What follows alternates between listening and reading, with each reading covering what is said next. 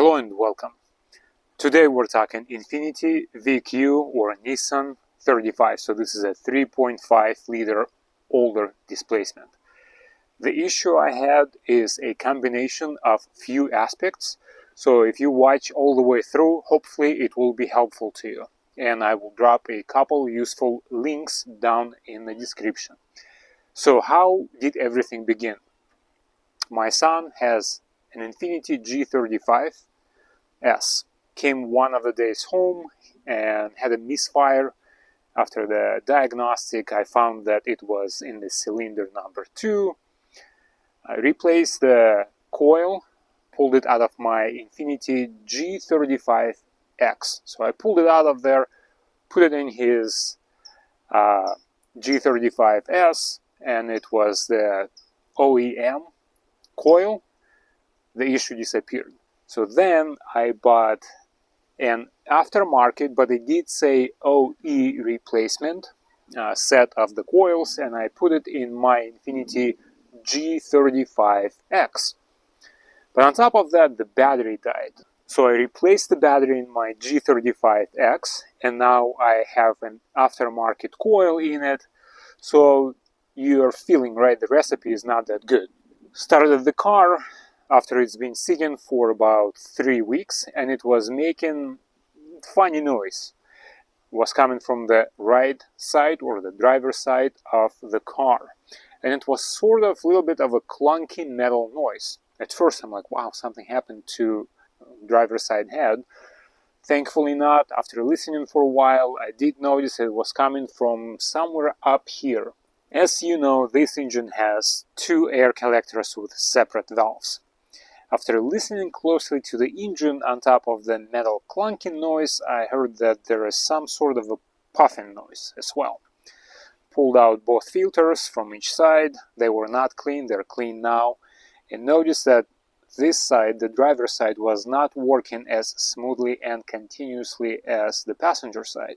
Put my hand into the pipe and the noise, the metal clunking noise was getting down. I'm like, okay, so it's not the air intake, it's probably something with the valves. I also read online that there could be something with the adaptation, and for that I will drop a description of the best, probably what you can find online and what I found on forums in the down below into the description section. So what it is, the valves, after you replace the battery, for the car to idle well, it needs to go through adaptation. But for some reason, in the first, I would say, half an hour, my G35X was not throwing any codes. But after doing the adaptations, the learning valve close position, and there is another one prior to the actual throttle and low idle learning, then the error did show up, and it was high idle, higher than expected. So the main error was high idle, in the description, higher than expected. And it was running at 1100 RPMs. It took me probably a few hours. I did the adaptation a couple times because everyone says it has to be on time and you have to be very precise, and indeed you have to. But I did everything right, thankfully, after a few tries. Now I'm dealing with method of elimination. It's either the coil or the valve itself. After I have gone through adaptation, I eliminated the change of the battery, so now I'm hoping that the ECU did learn the closed valve position. It's just not providing it for my ECU. I'm thinking it could be that my coil, the aftermarket coil on my G35X, is just not working properly. What I've done, I pulled the OEM coil from my FX35 and I put it into my 35X. So now I know all the coils are good because the FX was working right. So now I eliminated the learning, the adaptation, the coil. I'm dealing with the valve. What I've done, I took the valve from the FX35 and I put it in my G35X, and everything disappeared. Now the engine is working right. and there is no clicking or ticking sound coming from this side. Beautiful. By the way, if you do not have the scanning tool, in the description again, the first operation of adaptation actually deals with taking away your check engine light if it's related to the high idle issue. But now we're going to put back the valve. It has the two connectors. These are coolant connectors, and you have the electrical plug. It's fairly simple. It has 4 bolts. Got the new part today.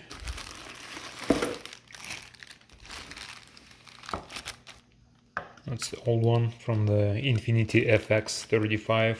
It is made by Hitachi.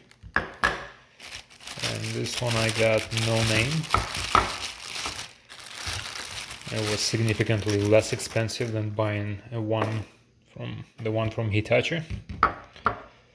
When you will be shopping from one of these, you will have to pay attention because they are different from the left to right. And unfortunately, they are not being described as passenger or driver. But so this is the left one, and it's located on the driver's side. Thankfully, I did take a picture because I did not remember how it goes. Never rely on your memory completely. This one was leaking, so I just put a clamp, fold it down. The outside goes down.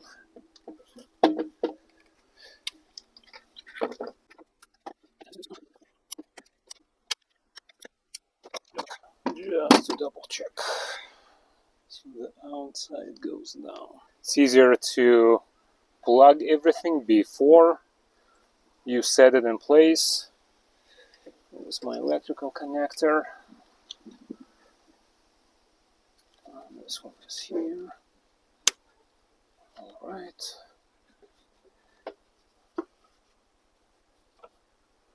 This is just T25 or 27, but I did not have the metric size. I'm using 3/16 and it fits right on without any issues. I recommend getting the upper ones on first, then your valve is aligned.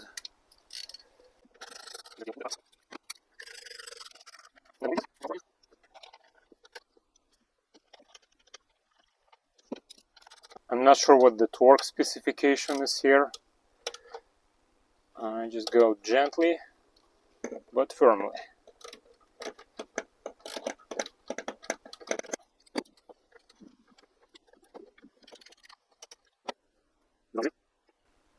Four bolts, electrical connector, 2 coolant lines. Everything is in. Now we're going to set the hose with the couple connectors, clamp it, and give it a start. It's the same setup on your G. Just here get a little bit more space because this hood is designed with the space for the V8. You got more space in the front, but other than that, everything is identical in 2 cars. And I believe that in the 3.7, it should be very similar too. Oh, my hose is busted. Okay, for now, let's give it a tape and order a new one. Alright, we're back in the game. Used the electric tape, felt like it would seal better and I had better control instead of the duct tape, and it should sustain the heat. I would think a bit better, not though for a long time anyway. It was not just a small crack, but halfway through the hose. Alright.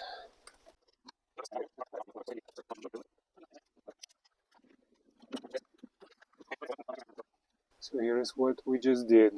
Everything is on here. Make sure this is clamped here so you don't have any air leaks. Clamped. These two cooling hoses went on a little bit light, so we'll see if there is any issue with the coolant leak. But let's start it up. That doesn't sound right.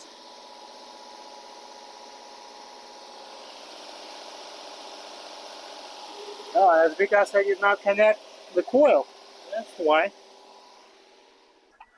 That's because the coil number 2 is sitting in, but it's not bolted and not connected. Let's see if we can do it without removing the hose, because that hose is on its last leg of life.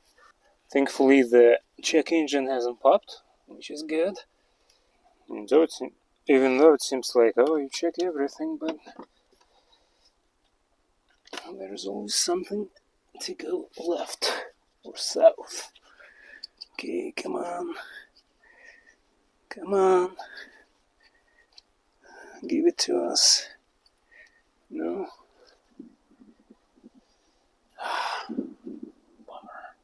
It's so tight in there too. Okay, I was able to connect it without pulling out the hose. It's not a big deal to pull it out, it's just in a bad condition.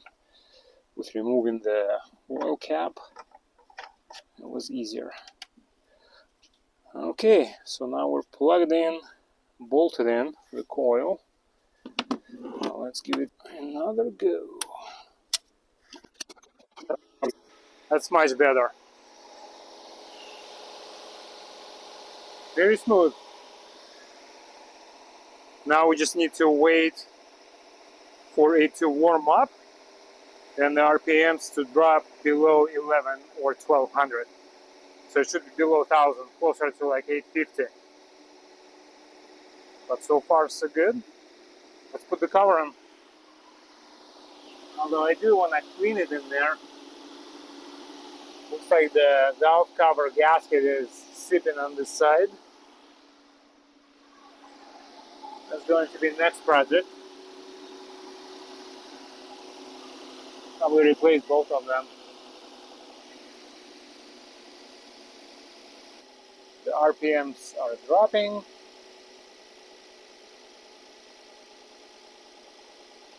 That sounds good too.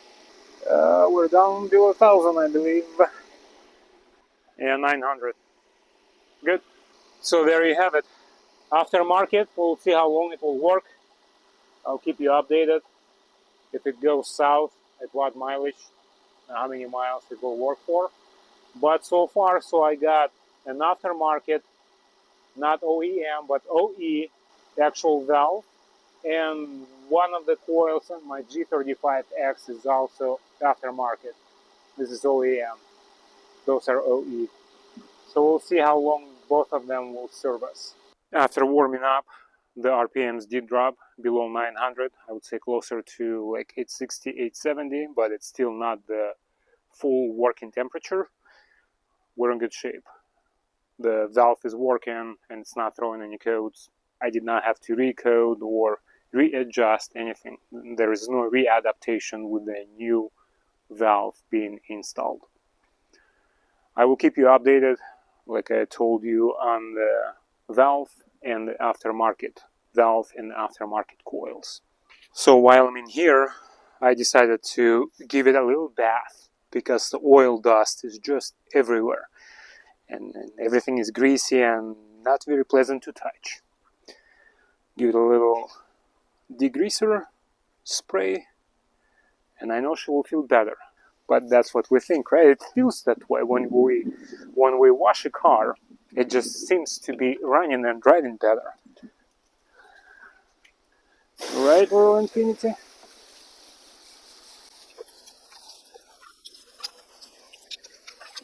Oh yeah, much better, much better. If you like the video, give it thumbs up. Drop a comment in the section. Spread a good word to me about the car into the community. Subscribe to the channel, and I will see you again later. So we do have G35S, G35X, FX35 in the family. There is more upcoming with these cars. They're good. See you later. Bye.